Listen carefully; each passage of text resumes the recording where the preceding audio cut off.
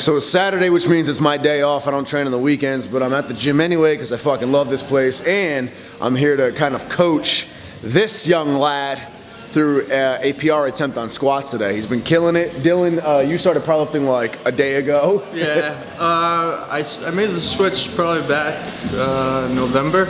Yeah, you're doing physique before that, right? Yeah. So yeah. he competed in physique. He did the Jay Cutler Classic as late teens, right? Yep. And then just recently got into powerlifting. And like 2 months ago, a month and a half ago, whatever, he had never pulled a single in his life. He had never worked up to a 1 rep max on deadlifts ever. He tried it just for fun. He pulled 520 on the whim, first time ever trying it, zero technique. Started programming. He's just been trying a few different programs, experimenting. And this week he's attempting PRs to see where his strength's at. And we got him to a 565 deadlift the other day with a little bit more in the tank. And I think he's gonna fucking skyrocket, honestly. He hit a new bench PR. This is the first single on squats too. Yeah, you've never hit one of those either, right? You did what, 475 on a box? I've done the SSB and box squat, but so first time ever work up to a single. So we're gonna see where he lands. I've seen his rep work. I think strength-wise he's good for 500, but it's not just about strength, it's also about execution.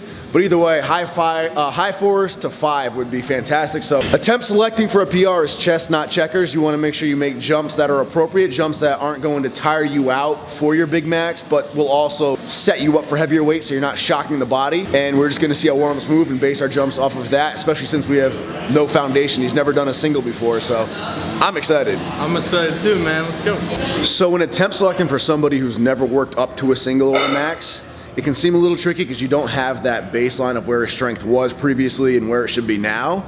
But that's actually better because it'll teach you how to gauge where your strength is on the day and based on how warm-ups are moving, which is how it should be done. Getting a number in your head as a goal going into a meet, one of the biggest mistakes beginners make for a couple of reasons. One, if you don't end up lining up for that goal upon warming up, you usually get in your own head and psych yourself out. And then two, you can often make really poor attempt selections because you're basing it on that number you want to hit instead of basing it on how your strength is that actual day in reality.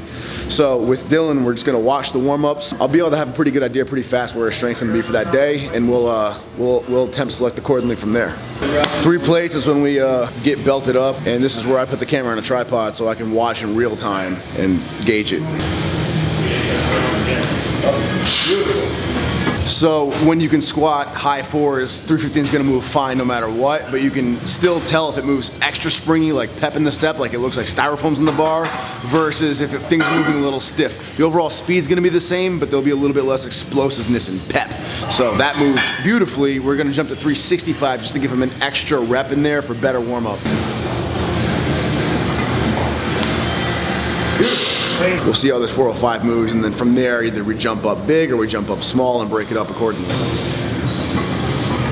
Boom, good. 405 flew, so my knee-jerk reaction was to jump right to 455. However, like I said, he's never gone up to heavy into the fours before. He's capable of it, just never done it. So we don't want to shock the body, but we definitely want to set him up for something good. So 440, I think would be a nice jump. Good little PR, but leaves more in the tank still. Come on. Right up, right up. Beautiful, rock that. Awesome. All right, let's go 475. We're gonna bump it up to 475 now, which I think is the perfect happy medium. So if that's where his strength lies, if he's good for like 480-ish, then 475 would be a perfect new PR. At the same time, if he's good for 5 today, 475 is light enough to where it'll leave energy in the tank for another jump after it. Done. Warm up. Another warm up.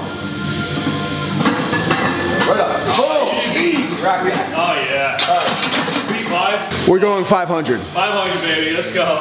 Rest time for heavy lifting should typically be between 3 and 5 minutes. Bench press, you can do a little bit less usually. It's less exertion, less fatigue.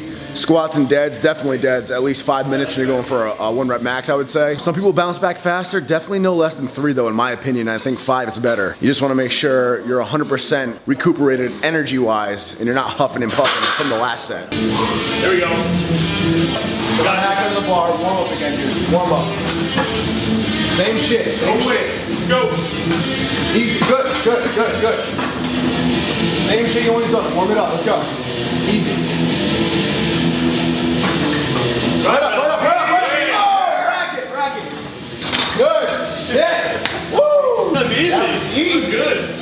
500 pounds, man, 227 kilos. That's big with more in the tank. We're gonna cap it there. Another big mistake people make is they'll take the smelling salts and get super adrenalined up for a big PR, and they smoke it and they're like, oh, I have more in the tank, but they just dumped all their adrenaline. So if you were to try again, it's like you'd be surprised how exhausted you are from lack of adrenaline. However, it is phenomenal that you kept a little more in the tank. I think so, yeah. It felt good.